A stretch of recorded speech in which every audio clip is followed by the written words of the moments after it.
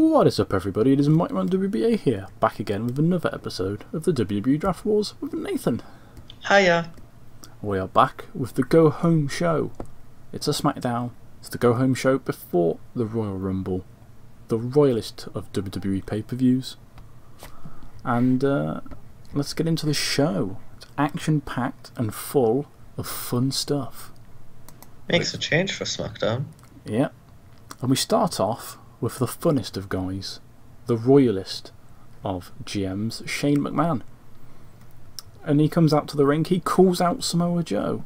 He says, I trusted you, I believed in you, and I trusted you when you said you could beat any of the Raw superstars and gain that number 30 spot, but you let me down. You let me down, Samoa Joe. And your punishment for that is, because The Undertaker isn't available, you'll be going one-on-one with the Strowman-nator player. So we have Samoa Joe versus Braun Strowman to kick us off in what is basically Braun Strowman's warm-up for his title match against AJ Styles. A 90A, good little segment. Brilliant segment. And in a match that had great wrestling and good heat, the Strowman-nator defeats Samoa Joe in 9 minutes 44 by pinfall with a running power slam. Strowman getting a 76, Samoa Joe getting a 79. No work improvements, but a 79B match rating. Nothing to laugh at. And a good kick-off. Braun Strowman getting some momentum before his match on Sunday against AJ Styles. And after that match, we have AJ Styles on the ramp having a stare down with Braun. Nothing comes of it though, they're saving themselves for Sunday. Oh, that's nice. A very exciting match. To be fair, AJ is a Christian, so he would believe in saving himself. Yeah, well, if he was a Christian, really, he wouldn't work on a Sunday. Good point. After that, we have a little tag team action as Asuka and Naomi defeat the Riot Squad in 9 minutes 44 when Asuka beats Liv Morgan by submission with the Asuka Lock. Asuka carried the match with a 77, Naomi and Sarah Logan both got 54s, and Liv Morgan got a 39. Lots of improvements, with Asuka improving in her Rumble, and both members of the Riot Squad improving in their performance skills. So Asuka shows up on SmackDown for the first time in about a month, picks up a win. Yeah, very impressive performance there from Asuka. Yeah, no ring rust at all. Following that, we have Shane backstage in his office with Kofi Kingston and the other members of the New Day. And he tells Kofi that since his title is not going to be defended at the Royal Rumble pay-per-view, he is going to be defending it tonight. Ooh, and his opponent is going to be Bobby Lashley, who conveniently turns up right at that moment with his little sidekick Leo Rush, who happened to actually get a win on Talking Smack, which we don't talk about often enough. But if anything massive happens, we'll update you on it. So never. Yeah, basically. Bobby Lashley and Leo Rush turn up. Rush talks crap, as he always does. Says that Bobby Lashley is going to win the title off of Kofi. And Big E and Xavier get all up in his face, and it looks like a fight's going to break out. But then out comes the man, the myth, the legend, the greatest teacher of all time, The Miz. Awesome. And he says, my client here, my protege, Kurt Hawkins, he is the next big thing. He's a future WWE Hall of Famer. He deserves to be in this match. And Shane says, you know what, Miz? Considering you cost him the match against Space Monkey at a couple of weeks ago, I feel like Kurt Hawkins does deserve a shot. And so we have ourselves a triple threat match. Kurt Hawkins versus Bobby Lashley versus Kofi Kingston for the US title, but that's not right now, that's slightly later on. Gives everybody a chance to get ready for that match. Shane's fair, he's a fair GM. As that promo gets a 67C+. Not bad. Yeah. Next up, in what would be the best match on a WrestleMania pay-per-view, we have The Bar versus The Ascension. And Sheamus picks up the win in just under 6 minutes with a bro kick on Connor. Victor getting a 49, Connor getting a 40. Cesaro getting an impressive 85, and Sheamus getting an also very impressive 84. Victor improving his technical skills as that match gets a 71 C+. Good win for the Bar there as they pick up a bit more momentum. Yep, a bit more momentum before the Royal Rumble, where they will be facing Johnny Gargano, Cassius Ohno, who attack the Bar after the match against the Ascension, getting revenge for last week when both of them got put through tables by each member of the Bar. But they don't put any of the Bar through tables, they just beat them up a bit, knock them around. Ohno hits a couple of elbows, Gargano probably kicks someone in the face. Yeah, and Ohno did not come out with this looking good because Sheamus Sheamus got a big punch on him at some point, and he really bloodied Ohno up. Yeah, wasn't great. Yeah, but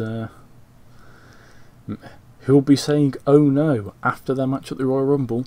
You'll have to wait and see. Oh, the puns get better by the week. No, they don't. No, they don't. After that, in a bout that had decent wrestling, sadly only a little heat, Hideo Itami and Penta went to a draw in 11.5 minutes after a double countout. Having a lovely little match there, getting a 72B-. Action spilled to ringside, and they just kept fighting. They kept fighting. They didn't hear the referee counting them out. Referee Mike Chioda, senior referee Mike Chioda, counted them out. And they don't understand English. Yeah, Itami gets a 72, Penta gets a 63. No work improvements, unfortunately. But after that, they just brawl to the back. They just keep fighting. You can't stop them. Pentagon Jr. And their little brawl gets a 71 C+. So, nice little feud starting to brew here between Hideo and Penta. Yeah, Penta seems to be very angry lately on SmackDown, or ever since he's debuted. Maybe there's a bee under his bonnet, you know? Maybe he's got some pent-up frustration. Oh my god. I lied, the puns get worse.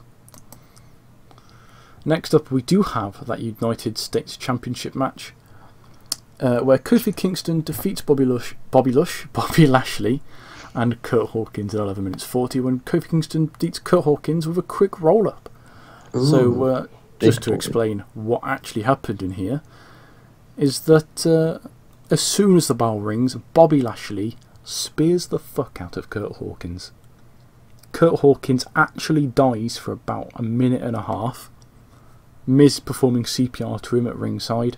So the match continues as a 1v1, Bobby Lashley versus Kofi Kingston, for a good 10 to 11 minutes. And then Lashley goes for the spear on Kofi again, but he gets hit by the Trouble in Paradise. Kofi Kingston looks like he's going to pick up the win, but Kurt Hawkins, just in time, gets magically revived by The Miz. Gets into the ring, rolls up Kofi Kingston, 1, 2, but no, Kofi gets out of it, gets him into a roll-up of his own, and Kofi Kingston picks up the win, retaining his United States Championship. Kofi Kingston still the United States Championship champion, Nathan. I'm sure you'll be happy to learn. Oh yeah, I'm absolutely ecstatic. A big win for Kofi there. He almost lost the belt, but not quite. Yeah. Kofi Kingston getting an impressive 78 in-ring performance. Bobby Lashley getting a 61. Kurt Hawkins only getting a 21 because of that limited involvement from him being dead for most of the match. Rip. But we won't hold that against him. Kofi Kingston was actually off his game getting that 78. Still carried the match. No work improvements, unfortunately. The match only got us 59C because of the limited involvement. But still not too bad. Could have been a lot worse. We've had worse matches on the series so far. Much worse matches. Yeah. After that, we have Lashley just kills Hawkins with another spear. Miz looks on, just apoplectic, just can't believe it. He's so upset. And Lashley spears Kurt Hawkins out of his shitty little boots, even though he's not Roderick Strong. R.I.P. Yeah. Next up, we have Charlotte Flair, the #1 contender to the women's title, who will get her shot at the Royal Rumble on Sunday, facing Ruby Riott and getting the win in 8 minutes and 50 by submission with the figure 8 leg lock. Charlotte getting a very impressive 81. Woo! And Ruby Riott getting a 52. Not too bad. Not amazing. I think that's actually worse than what Sarah Logan got earlier on. Very well, maybe. But Charlotte picks up the win, again getting momentum on the way to the Royal Rumble. And then afterwards, in a build-up to our main event of the evening, we have 6 competitors making their way to the ring. Chad Gable, Daniel Bryan, Rey Mysterio, R-Truth, Shinsuke Nakamura, and The Miz coming back out. He's made sure Kurt Hawkins is okay. He is, he's good. So he's come out for his match later on. And this is a 6-way elimination match. And basically, whatever spot you get eliminated in will determine their spot in the Royal Rumble. So the winner of the match will get the number 29. Whoever comes second will get the number 24. Whoever comes third will get the number 19. Whoever comes fourth will get the number 14. Whoever comes fifth will get the number 9. And whoever loses, is eliminated first, will be the number 4. Ooh, rules. Yeah. So, decent little promo, 67C+, explaining that. And then, as all the men get into the ring, Chad Gable immediately, before the bell even rings, goes straight for Shinsuke Nakamura. Still annoyed that Shinsuke Nakamura kept beating him a couple of weeks ago, and that he kept kicking him in his little dingly dong, and goes straight for him. Let's see how that match does. And it is an 80B. Ooh, lovely.